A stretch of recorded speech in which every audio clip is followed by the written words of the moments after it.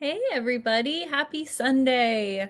Welcome back. I am Gina from Advantage College Planning. I am excited to be here tonight. We are going to be talking about letters of recommendation and which teachers to ask so that you can get the strongest letters. So I am going to give everybody a couple minutes to come in and get settled. We have some high level information to talk about, and then there will be time as well at the end for questions. So if anyone has any questions, you can go ahead and put them in the chat. There is a chat area over on the side. You can also use the thumbs up and smiley face and heart emojis to let me know how you're feeling about the content.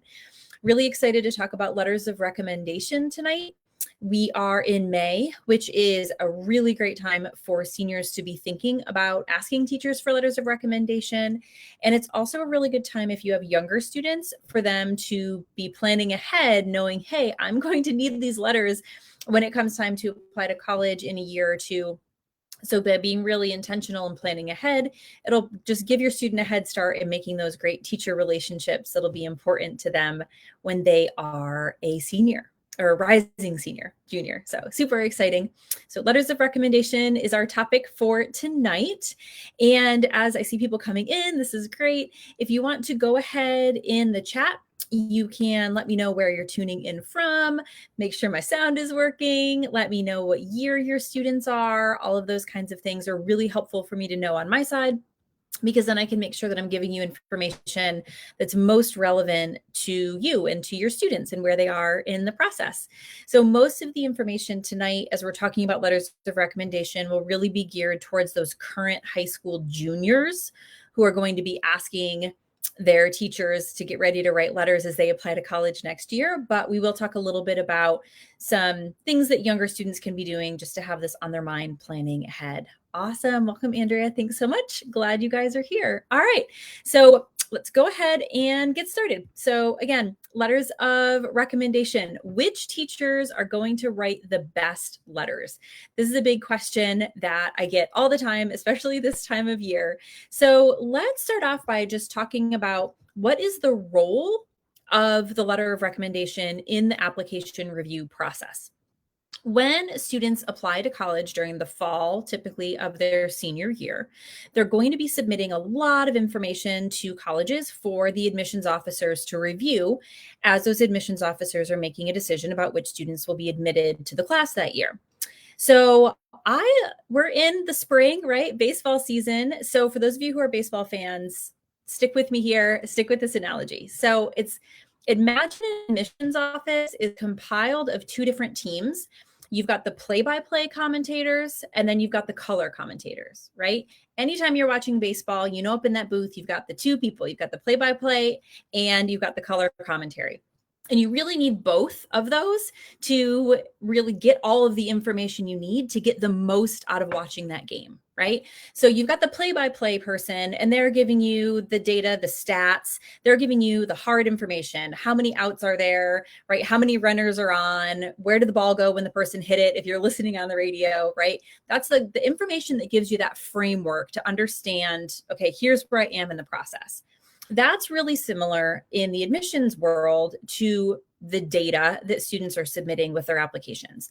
That's going to be their grades, the classes that they're taking in school, their test scores if they submit them.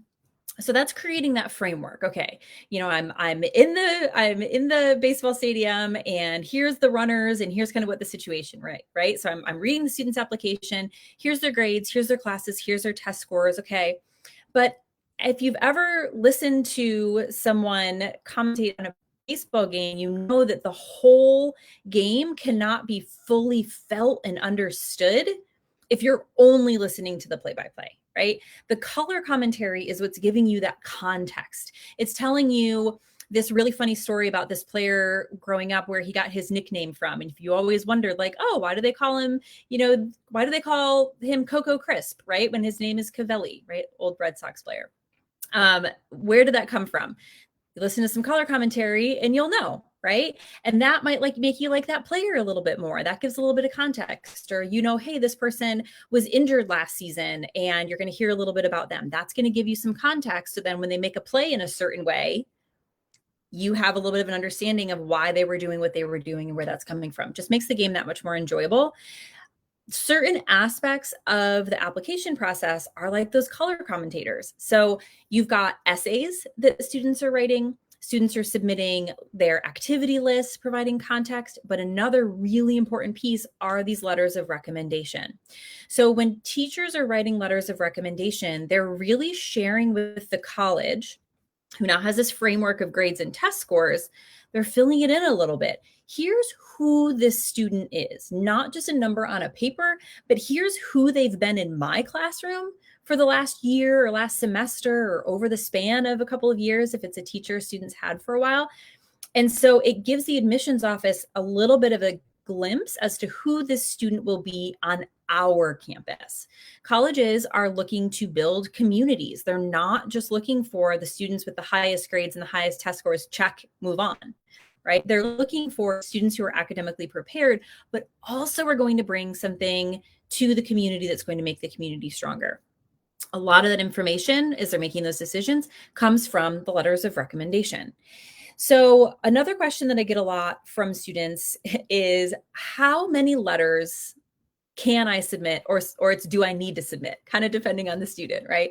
So the answer to that is it depends. So every single college has their own process for how they're going to be reviewing applications and exactly what information they need from the student to make that admissions decision.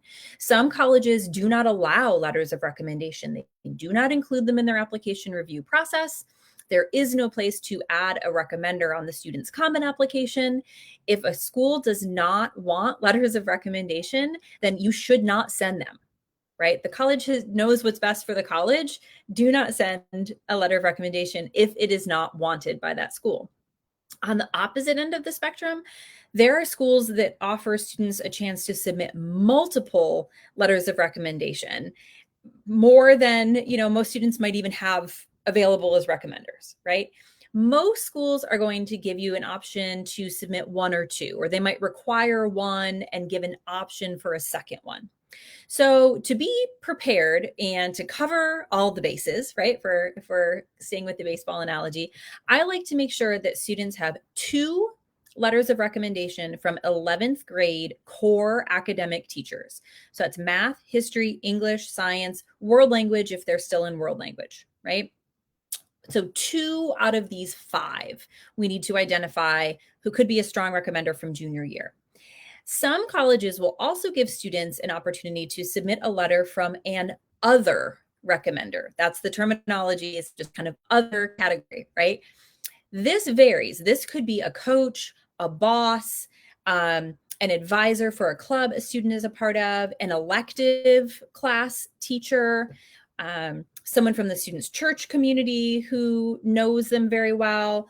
So someone else in the student's life who's not one of those core 5, right? Another person over here who knows the student well and can speak to the student's character separate from the academic world. I usually like students to have one other recommender. So 2 core academic, 1 other. So 3 total is really a good place to sit. Sometimes students will say, well, but I have a great relationship with all of my teachers, and I feel like I could ask all of them, could I submit all of them? Let's go back to what I said at the beginning of this section. If a college doesn't ask you to submit it, then it is not in your best interest to submit anything extra. Colleges have a set way that they want to be reviewing each student. And so if you submit additional letters of recommendation beyond what the college asks for, usually one of 2 things will happen. One, they're not even going to look at it because it's a material that will just kind of be extraneous and they aren't going to consider it.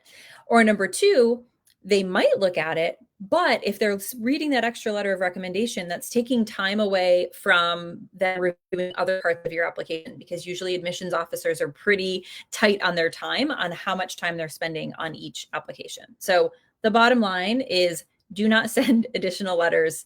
It also, to be fully transparent, it can also sometimes be a little bit of a red flag. So when I worked in admissions, there were a couple of times, doesn't happen often, but there were a couple of times when a student submitted multiple letters. I mean, not just one or two, but 3 or 4, and they just kind of kept coming in the file. And it starts to make you wonder if the student's trying to overcompensate for something. It makes you go back through the file because you wonder, am I missing something about the student that wasn't so great that they're trying to reassure me that the student is prepared and a strong fit for this school? So just don't do it. So really 2 core, 1 other, and you should be good. So now let's get to the main title of this event, which is who are the best teachers to ask? All right, let's think about, we're watching that baseball game, right? It is not, you don't decide how awesome a player is based on the level of prestige of the commentator, right? You don't sit watching the game and say to your partner, oh wow, that player must be really amazing because this commentator who's won all of these awards is talking about them on the field, right? You don't look at your friend and say, oh, I'm really enjoying watching this game and learning about this player because this commentator is just the most eloquent, beautiful speaker I have ever heard in my life. They must be classically trained. Absolutely not, right? Because you're not watching the baseball game to hear and learn about the commentator. You're watching the baseball game because you care about the players on the field. That's exactly what's happening in the admissions process. A lot of times students will think that asking some person who has a significant level of prestige or reputation within a specific community will be a boost to their application. And it will not. That person is not the person who's being considered for admission at the university that year, right? Sometimes students will say, oh, well, I really have a great relationship with so-and-so teacher, but they're a math teacher, so I just don't think they'll be a very good writer, right? Not trying to offend any math teachers out there, just repeating things that sometimes students say, right? Maybe I should ask my English teacher because they can probably write a stronger letter. Completely false, right? First of all, math teachers, I'm sure, are wonderful writers. And second of all, again, the admissions office is not making a decision on a student based off of how eloquently written the letter of recommendation is. So now that we've busted those myths, let's talk about who we should be asking. Students should be asking the teachers who know them the best. Students should be asking teachers who can add that color commentary and explain to a complete stranger in a very brief amount of time why this student is an excellent candidate who will add value to their community, right? That's what they're looking for. So when the admissions office gets to the letters of recommendation, again, every school reviews applications differently, but imagine that you're reviewing applications and you're kind of going through an organized chronological order, which may be read like this. Start with grades and test scores, look at the activities, look at the essay, then get to the recommendations. If recommendations are coming towards the middle or the end of the review, then the admissions office has already kind of figured out some things about the student along the way, right? They've already started to formulate an idea of how strong of a student this applicant is academically based on the courses they've taken at their high school, the level of rigor of those courses, and the grades they earned in the course. They already have an idea of that, right? So if we get to the letter of recommendation and the recommendation is speaking about the student pretty generically, talking about how they're a good student, they always turn their work in on time, they don't really cause any issues, and they work hard on their projects. That's not a bad bit of information, right? But we didn't learn anything new. We probably already were able to put that together based on the grades the student was getting. Sometimes if a teacher doesn't know a student really well, they'll ask the student to give them a copy of their resume. And I've read a lot of recommendations that essentially are a narrative of the student's activities at the high school. So instead of talking about who the student is in that class, they'll give a little bit of a generic, and then they don't really know what else to say. They want to be helpful. So they'll write about the ways that the student has contributed to their high school community by listing the different clubs that the student is in. Again, that's fine. That is not bad, but it doesn't help if the admissions office already read the activity list and knows what the student is doing, right? So what we're going for in the letters of recommendation, and what really always made letters of recommendation stand out when I was reviewing them is when the letters can tell a little bit of a story about a student. And ideally, in a perfect world, each letter, if you've got 3, showcases a different aspect of who that student is. Because if you've got 3 possible opportunities, right, and all 3 of them talk about how the student is a team player, awesome. But I've only learned one thing now about the student.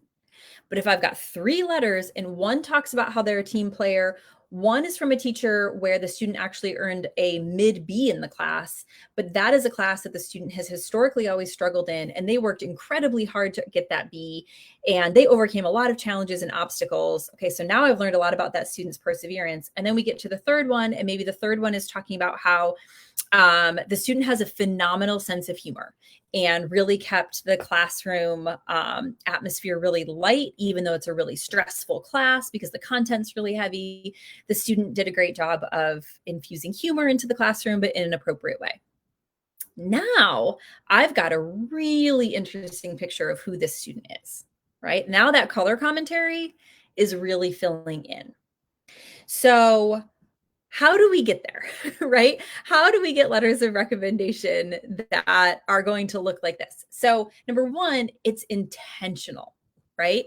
So this is where, for those of you who have some younger students, so I know we've got a lot of juniors on here. I saw somebody who has a sophomore. If you've got younger students, this is where it is never too early to plan ahead, right? If you are logging in and you've got a freshman, a sophomore, this is a good time for those students to start thinking about what value am I adding to each of these classes, right? How am I interacting with the teacher? If the teacher had to write me a recommendation tomorrow, what would he or she even say about me? Do they even know me at all, other than somebody who doesn't cause them any problems, right?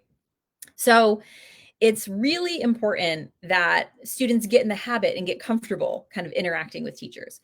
For my juniors, obviously we're at the end of this process. You're going to be asking for letters of recommendation soon. So how are we going to ask about this? I want you to consider some questions. Okay. So for those of you with junior students, right, maybe like either go back and watch this video or get a pen or your notes app and write this down. Here are some questions for you to have your student consider. I want you to pull up their schedule and I want you to look at the teachers that they've had this year. There may be 1 or 2 that immediately come to mind that the student's like, oh, I'm totally asking Mr. So-and-so. Okay, great. Or your student may look and say, I have no idea. I don't think any of these teachers know me at all. Okay, no problem. Look at the list, and for every single class, start with the core academics. Every single class, even if you don't think there's anything to say, try this out. Okay. Have your student ask themselves these questions. Number 1, how have I grown in this class this year or this semester, academically and personally, right? Reflect back. Well, how have you grown? What am I most proud of about what I've contributed to this class or what I've done? What am I most proud of when I think about this class? For some students, that might be a specific project they did. Again, sometimes overcoming a certain challenge will come up. How do I contribute to the class's ecosystem, right? When you think about an ecosystem, every single tiny little organism in our ecosystem affects the rest of the ecosystem. Nothing is in a bubble, right? If we're all in the bubble together in the ecosystem. So even the teeny tiny, smallest little critter in the ecosystem is still affecting some kind of change, right? I used to think mosquitoes had no purpose in the ecosystem other than to cause me to be really itchy and feel annoyed. And then my third grader informed me that apparently mosquitoes pollinate the cocoa plant. And that is how that's one of the insects that pollinates the cocoa plant. And if it wasn't for them, we wouldn't really have as much chocolate as we have. And I personally really love chocolate. So now I don't love mosquitoes, but I have a different appreciation for them because they're contributing something, right? So even if your student feels like they're contributing 0 to the class, bring it down to the smallest possible level. Maybe they're the student who always brings an extra pencil because they know the kid next to them in math never has a pencil, right? That sounds like a little thing, but little things like that show your student's character, right? So what are they contributing? What is a challenge that I worked hard to overcome in this class? So for a lot of students, again, if you asking the teacher whose class you earned an A isn't always the teacher who knows you the best, right? Maybe where you earn that B is actually going to be somebody who can tell the best story about you. How did I help myself in this class? And how did I help others? So when things got hard, what did I do to get myself through the challenge? Did I go for extra help? Did I go for office hours? Did I ask questions? Did I start taking extra lessons on Khan Academy? Whatever, like, how did I take initiative? And my last question is, what will this teacher miss about me? So when the year is over and the teacher's reflecting back on the year, what are they going to miss about me? Right. And that really helps the student narrow in on, again, what their unique value add was to the ecosystem. And again, just like even the mosquitoes, right? No amount of impact is too small, because it's those small little things that really make for the great stories sometimes. So after your student has gone through and kind of gone through this process for each of their teachers, you'll probably have one or two that kind of rise to the top, that they feel like, okay, this person could probably say the most about me from all of these. Maybe you're just going to have an embarrassment of riches and all the teachers are amazing. Great. Pick, if that's the case and you have a lot of options, then you should think about having a well-rounded group of recommenders. So again, try to pick people who can say different things about you. So if you've got a lot of options, that's when we'll start narrowing down. But if you're really struggling to get one or two, just pick the one or two that you feel like could say the best and the most about you. So now let's go back to how to ask. So now we've gotten through, we've narrowed it down, we've decided now how to ask. First, I tell the students, ask in person if you can. If this is a teacher who you can get to their classroom, in a non-teaching time, before school, after school, during lunch, stop by and ask them in person. Hey, Mr. Miss So-and-so, I really enjoyed you having your class this year. I feel like you got to know me pretty well. I was wondering if you could write me a letter of recommendation. Ideally, the teacher will say, yes, of course, you're amazing. I'd love to. And the teacher and the student will say, wonderful, thank you. And then some teachers will have a follow-up that they want the student to do. So there might be a Google form they have to fill out. The school might have a brag sheet that they want the student to fill out, things like that. If there's a brag sheet that the student needs to fill out, make sure that all that good stuff that you got from those brainstorms when you and your student were going through their schedule, make sure to include those little bits on the brag sheet, right?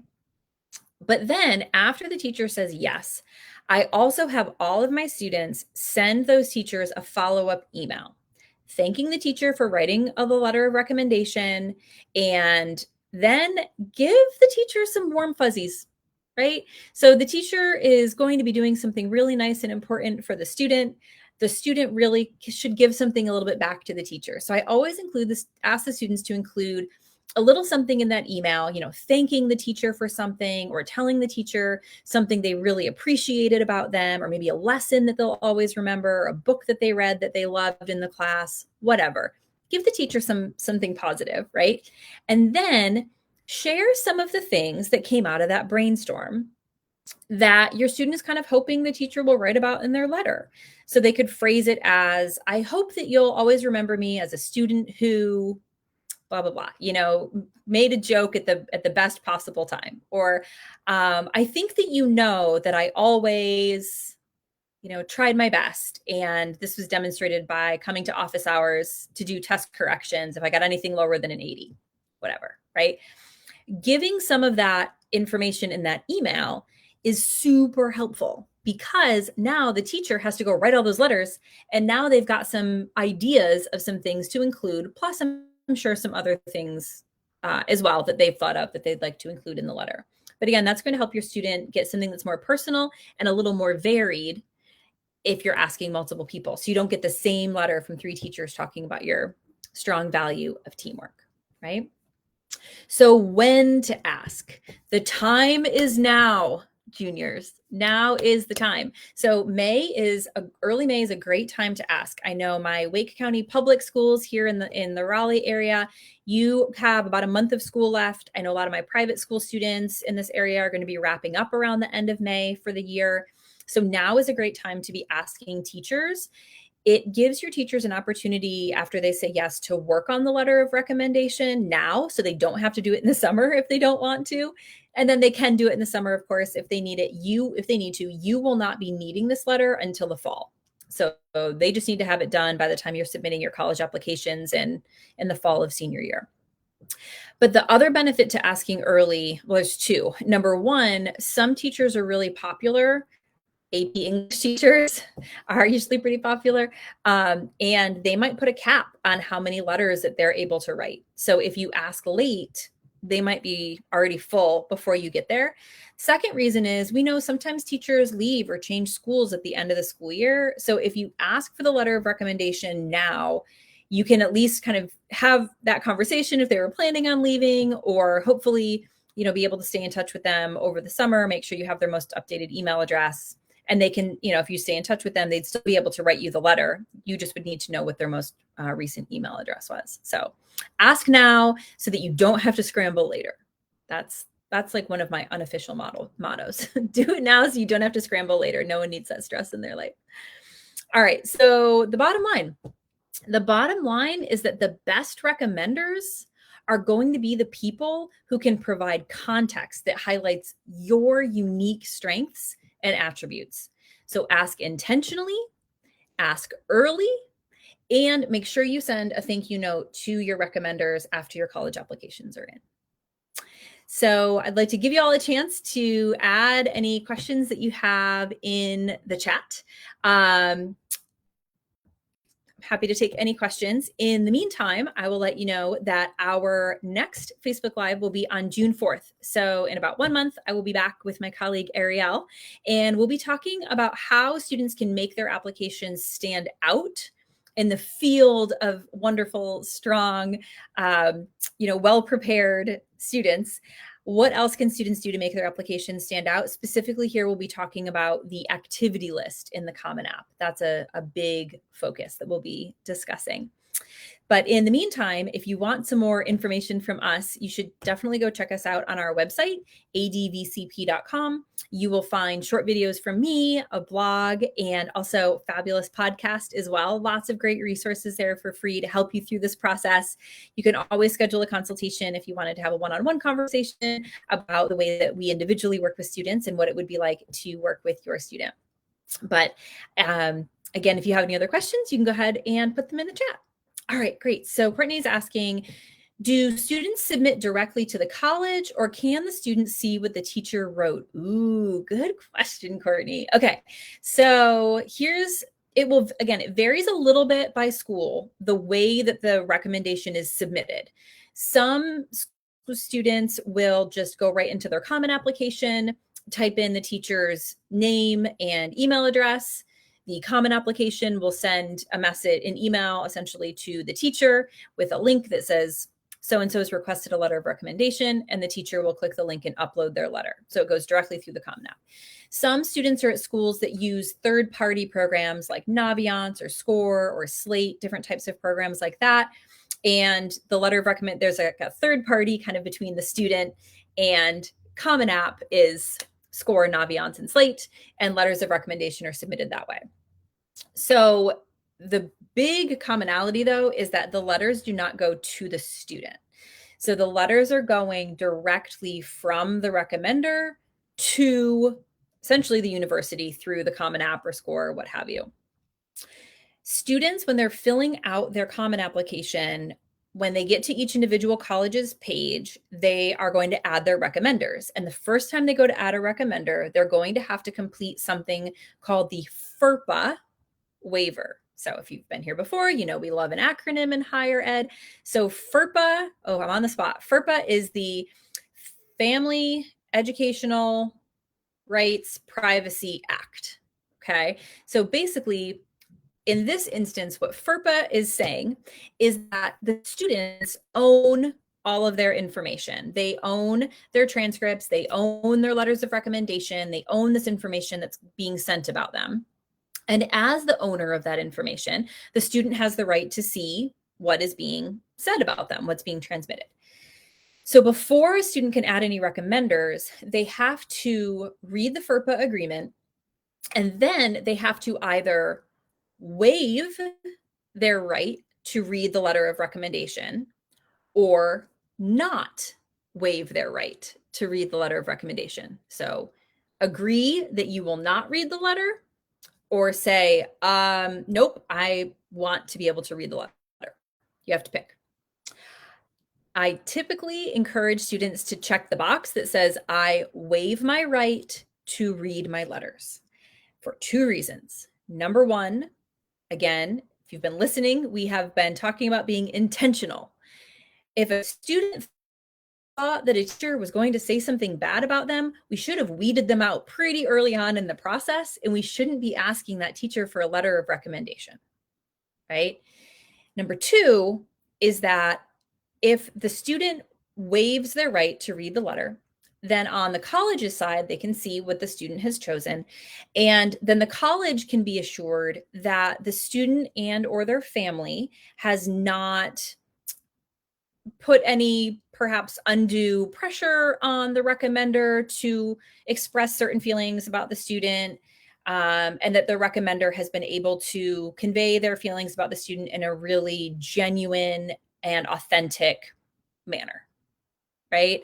So it's in the student's best interest to, number one, be intentional about who you're asking, and number two, to waive the right to review it. So sometimes I've had a student whose teacher will say, oh, and here's a copy for you. I just think you're so amazing. I just thought you might want to know what I said about you. That's fine, right? The student, if the teacher wants to share that, but usually I tell the students, do not expect to see what was written about you. It's really hard and awful because you want to hear the good things, but such is the process. Great question. Awesome. Great. Well, thank you so much for coming tonight. I hope you all had a great Sunday evening. And like I said, I will be back on June 4th, and we will be talking about how to make the most of that activity list section. So for my rising seniors, there'll be some guidance on how to go about completing that section. And for my younger students, there'll be some tips on thinking ahead, again, being intentional. What are some things you can be doing now to put yourself in the best possible position for that activity list come the summer between junior and senior year. So thanks so much again, and we will see you all back here next month. Have a great night. Bye.